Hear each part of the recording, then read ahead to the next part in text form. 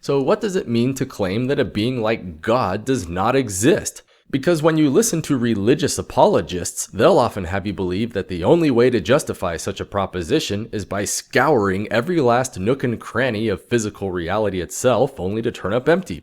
Of course, that's not what it means at all, and everyone knows it, because proving a negative in this sense is a philosophically impossible feat. But if that's truly the case, then how do we claim that anything at all doesn't exist? What is the epistemic basis by which we can reject the existence of things like Bigfoot, unicorns, and Yahweh?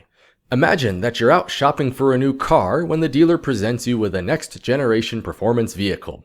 The car certainly looks snazzy enough, but the features are amazing. Not only does this car actually fly, he says, but it powers itself on garbage and even travels through time. It's the coolest thing you've ever heard in your life, so naturally you take the dealer completely at his word and write him a check, right? No, you're skeptical. Nothing like this exists in your experience, and as far as you know, nothing ever could. So you demand some form of justification for why you should fork over perfectly good money for this product. It's certainly a reasonable request, but for some reason the dealer almost seems insulted by it. After all, he just knows in his heart that this car can fly, and he even brings out the rest of his staff to personally testify on his behalf. Are you convinced now? What if he tells you that the car only flies and travels through time as long as you believe it does? And if it still doesn't fly or run on garbage, then you just aren't believing hard enough and need to keep building your faith until it does. Are you convinced now? What if he threatens you with legal action, criminal incarceration, and torture unless you buy this car? Are you convinced now? What if the dealer drags out a chalkboard and explains the fundamental principles of cold fusion, followed by a primer on temporal physics? As far as you can follow, the logic appears to be completely sound and the mathematics is simple and elegant. Are you convinced now?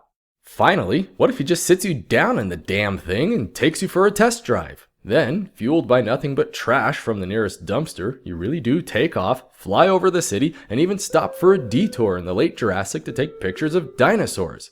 Are you convinced now? I know I would be. This simple story illustrates a scientific principle called the Null hypothesis, because it's one thing to merely claim that a car can fly, yet another thing entirely to physically demonstrate it. Remember that synthetic propositions follow a specific set of rules, chief among which is the ability to predict events with a measurable impact in our sensory experience. So when some guy tries to tell you that his car can fly, then sooner or later you should be able to hop into his car and actually experience flight. And if you can't, then his claim is justifiably false. But notice how there's an intrinsic epistemic disparity between the positive claim and its null, because the claim that a car can fly carries with it a series of predictions about our actions and their ultimate consequences in our sense experiences. But the claim that a car cannot fly carries no predictions at all, other than the continuing absence of any particular manifestations. The physical expectations of the null hypothesis are therefore immediately satisfied by default without even lifting a finger. That's why the burden of proof always lies with the person making the positive claim and never with the person who rejects it. It's important to realize that this is more than just some passing philosophical nuance, but a very real, practical principle that governs all of our daily lives. It's the reason why suspects in a criminal court of law are always legally innocent until proven guilty. It's the reason the United States has yet to invade Canada in a preemptive strike against their secret radioactive doomsday machine. It's the reason why nobody has ever attempted to appease the flying space monkeys from planet Neptune. Absence of evidence really is evidence of absence, and anything claimed without justification may be immediately rejected without argument. So unless Christians learn to back up this God thingy of theirs in the form of a predictable sensory manifestation, then any arguments they have to offer are already wrong before they even begin. Bear in mind now that all this practically boils down to is the idea that pure unfettered say-so is not necessarily sufficient justification for certain propositions. Yet despite this universal simplicity, many Christians will still fight tooth and nail to shift the burden of proof over God's existence anyway. They'll say things like, there are no good arguments that atheism is true, or maybe they'll demand proof and evidence that atheism is accurate and correct. Some Christians will even go so far as to redefine knowledge itself just so they can specifically rationalize their belief in God without any justification at all. For example, Reformed epistemology is a branch of apologetics that just assumes God's existence outright before anything else and then interprets all human experience in that light. Some forms of presuppositionalism will even go so far as to claim that all of us, everywhere, already know in our hearts that God exists, and so asking for proof is just redundant. And not just any God, mind you, but specifically the Christian God as described in the Bible. It's a blatant admission that their belief has no demonstrable impact on reality, so they have to invent a whole new set of epistemic rules just for themselves, just so they can keep on believing anyway. So, all things being equal, the mere lack of evidence alone is already perfect justification for the strong assertion that there is no such thing as God. By definition, things which don't exist don't manifest in our sense experience, while only things which do exist eventually might. But religious apologists have a remarkable habit of failing on every conceivable epistemic level you can imagine. Because it's one thing to assert the existence of things that might be real, like a powerful personal agent with a vested interest in human affairs, but another thing entirely to believe in things that absolutely cannot be real, like an omnipotent, omnibenevolent being that necessarily exists outside of space and time. For instance, let's consider the idea of omnipotence, which is usually defined by the infinite potential to do literally anything. Alright, so if God can do anything, then let's see God create a rock so heavy that even God himself cannot move it. I know that I can personally perform this task on myself just fine, so why is it so hard for a deity? Or better yet, can God create a creature that God himself cannot control? How about if God creates another omnipotent God and then beats that God in an arm wrestle? No matter how one answers, there have to be things outside of the ability of an omnipotent being.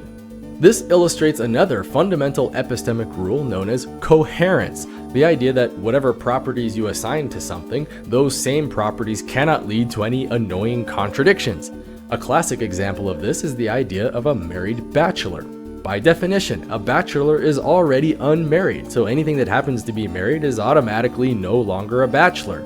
Married bachelors therefore do not exist simply because the very concept itself violates the axiom of non-contradiction. That's why, without even leaving my own chair, I can already assert with absolute certainty that a truly omnipotent God does not exist either, simply by the nonsensical meaning of the idea itself.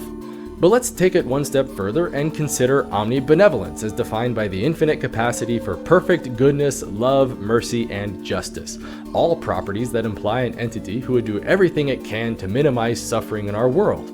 This sounds great in theory, except for the problem that our world is obviously overflowing with a massive amount of pointless, unnecessary suffering. Genocide, starvation, AIDS, cancer, birth defects, mental retardation, and polio are just a tiny fraction of the horrible maladies that human beings spend vast resources trying to eliminate. So if God genuinely happens to be real and deeply powerful, then he is also sitting idly by while droves of us needlessly suffer miserably. A truly omnibenevolent God therefore cannot exist simply by the mere virtue that the world is happier, safer, and more productive without smallpox in it.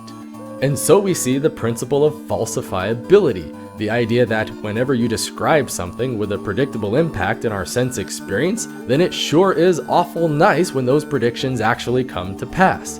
Remember that our only connection to the external world is through our senses, which are fundamentally detached from any true underlying perception of the universe.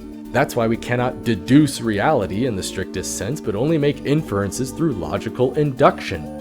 It's a basic limitation on knowledge that nature forces us to live with, yet Christian philosophers will actually fight against even this. They'll claim that induction is unreliable, or that it assumes a uniformity in nature, or that it's circular, or whatever. But of course, they've got it all wrong again. By definition, induction is simply the process of forming generalizations about sets through a limited sampling of subsets. Justification for this process is then found by examining the two epistemic possibilities. If incomplete samplings of a particular subset are indeed indicative of the behavior of the whole, then induction will lead to a correct belief in the form of predictable consequences. However, if the subset is not indicative of the whole, then sooner or later any beliefs based on induction will lead to failed actualization of desired outcomes. In other words, when it works, and when it doesn't, it eventually lets you know. Logical induction, by its very nature, is therefore self-correcting. All it takes is the intellectual honesty to admit when our conclusions are wrong so that we can modify them in the face of new information. This is exactly why fallibilism and falsification are such integral aspects of the scientific method. In principle, both true and false beliefs can have the power to guide our actions toward desirable outcomes, but only false beliefs have the potential to ever periodically fail in that goal. Honest people embrace this, which is why honest people can actually be swayed in their beliefs by the introduction of new facts and evidence. But religious apologists are not honest people because they come from a position of absolute, unwavering certainty. That's why so many Christians cannot help but constantly bash on science at every turn, because science itself carries so many epistemic rules that Christians are not allowed to exercise on their theology. So let's be generous and assume that God is real and wants us to know about it. What could he do to effectively demonstrate his existence? In principle, this ought to be trivially easy. Maybe God could appear to us in distinct physical manifestations and personally share his uniquely profound wisdom in our daily lives. Maybe God could answer our prayers by performing distinct acts of healing with no natural counterpart. Maybe God could sign his name in the moon or encode his one true scripture into our DNA, something that could only be explained if a powerful, personal agent were taking a vested interest in human affairs. But instead, what do we really have? We have a bunch of jumbled storybooks riddled with known corruptions and inconsistencies. We have the dogmatic assertions of hack philosophers and theologians who abjectly refuse to ever recognize or correct a single error from their beliefs. And we have a bunch of mutually incompatible denominations all claiming to represent the one absolute truth, yet continually diverging further apart with every passing generation. In short, we have exactly what one would expect from a purely cultural phenomenon of human making.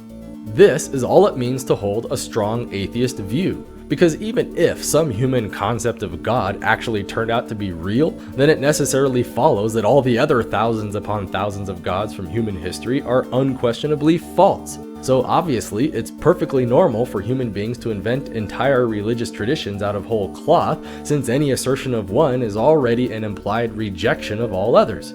But it's a simple fact of logic that, while they cannot all be true, they certainly can all be false. Consequently, the only meaningful distinction between an atheist and a Christian is that atheists simply go one step further by including Yahweh in that long list of gods that certainly don't exist.